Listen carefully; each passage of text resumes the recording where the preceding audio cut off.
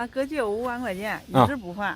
俺嫂子看我可怜，所以他把他的嫁妆银锭拿出来给我抵账了。哦，那嫂子，这个是标准的50两银锭，这个抵5万块钱，这是绰绰有余啊。哥哥借钱不还，还是那嫂子有担当。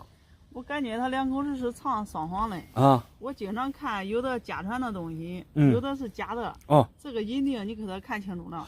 那嫂子你还不信任吗？有些人的东西说是家传的，其实他是地摊上买的。你这个银锭一眼开门，包括上面的字口，还有下边的蜂窝，这一看都是老的，标标准准的50两上锭，算是通货状态吧。你可不要肯定那么早。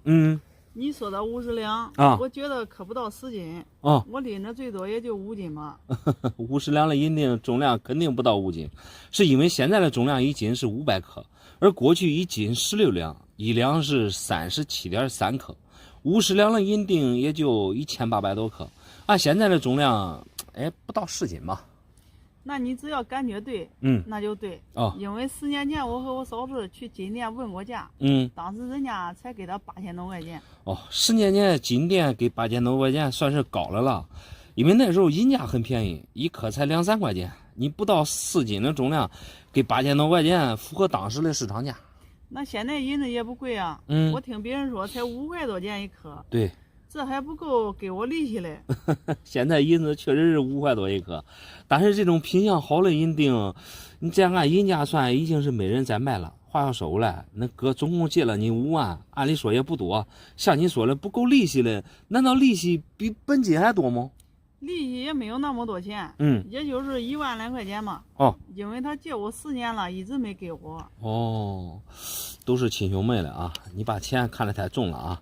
如果是别人借你的钱，恐怕3年不给你本金的话，估计你连利息都不想要了。我现在要不要利息都无所谓了。我也嫌弃这东西不值钱呢，心里很烦。白烦了，那嫂子这一下子解了你的心头之急。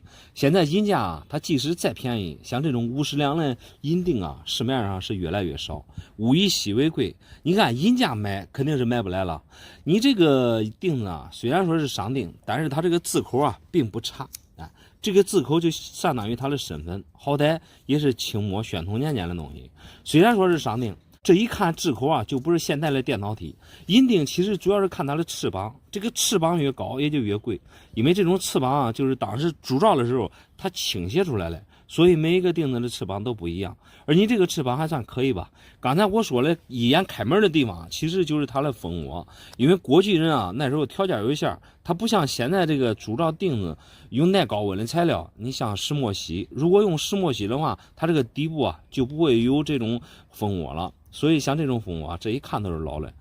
恭喜你们啊！10年前8000多没出手，现在啊，仅凭你这个状态，目前来看的话，这10万块钱还是绰绰有余的。太好了，真能卖10万块钱的话，那我朝思暮想的5万本金就回来了。对，另外利息也有了，还能多赚个几万。不会吧？你这种想法很可怕啊！无论咋说，这个锭子也是那嫂子的嫁妆，那哥那嫂子也不是外人，你把本金留下，大不了这个利息也扣点，最起码是不是？你把剩余的钱还给那嫂子。再说吧。我即使给他，怎么着我也得用个10年8年的。因为10年前人家就给他8000。10年前啊，那是10年前的事了。那嫂子不是当时也没卖吗？这现在这个锭子啊，早就今非昔比了。你们的家务事我这也管不了。给你吧，你自己看着办吧，想咋办咋办吧。谢谢您的鉴定，你也别管我咋办了。好。你看我这10块银元值不值2000啊？俺爸准备给俺妹当陪嫁的。我今天急用钱，都做成开了，再给她多买2块。妹妹的陪嫁银元卖了不合适吧？你要是急用钱的话，你可以给朋友周转一下。来，我看你啥样的银元。你能借的都借一遍了因为我这几年做生意一直不挣钱，还都没有来得及还他们呢。先卖银元吧。你这4块银元张口要2000，这是属于贱卖啊！我看这里边还有2块龙洋了呀。俺爸给我说了，1000多买的。我想着要2000，到时候你再还价，多少再给你优惠点。2000一个买来还差不多。我看这4块真假是没啥问题，并且都已经平均入盒了。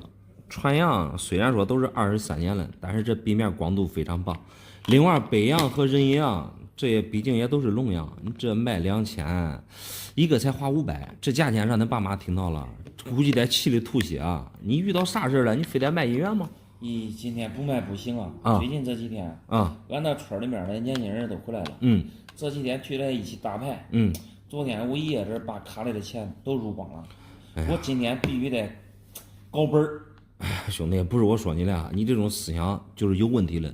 平时娱乐一下无所谓了，你这倒好，你这为了自己的一己之私，连妹妹的嫁妆都要卖。万一你再输了，你拿啥给那妹妹去多买2块呢？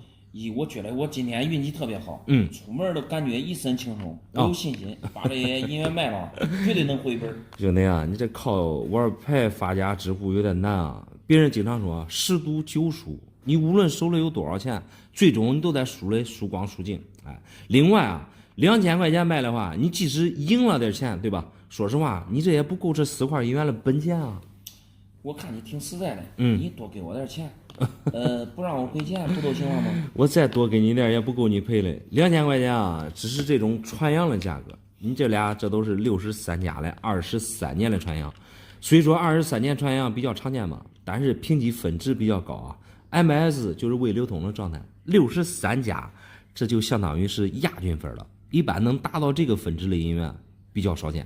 而且你看你这2个笔面又带光，这俩加在一起啊，这卖4000块钱轻轻松松啊。咦，老板还是你实在。别人的话估计不会告诉我值那么多钱。对呀，这幸亏是2000没卖，不然的话今天亏大了。所以说你不懂的东西就不能乱卖。另外这2块龙样就更贵了。先说这个公博45的这个北洋嘛，品相各方面来说，状态算是通货状态。好在你这个北洋是短尾龙，在34年里边啊，纯石量较少了一个版，而且你这个还是土金版。你看一下它这个钳子，金字少一横，所以综合来说，你这个市场价没有个4、5千也买不来啊。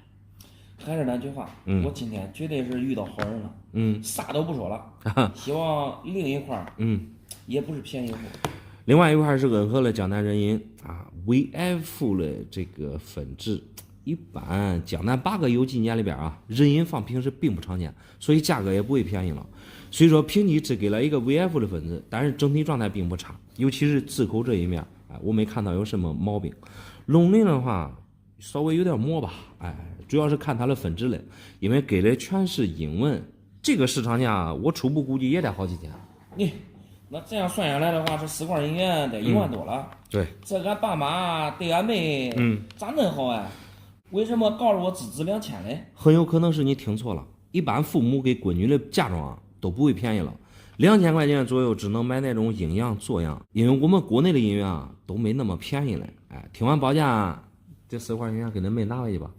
那不中啊？我给俺妹2块便宜的都中了。把这2块龙样，你给我变现了，这样的话呢，我也不用还他钱了。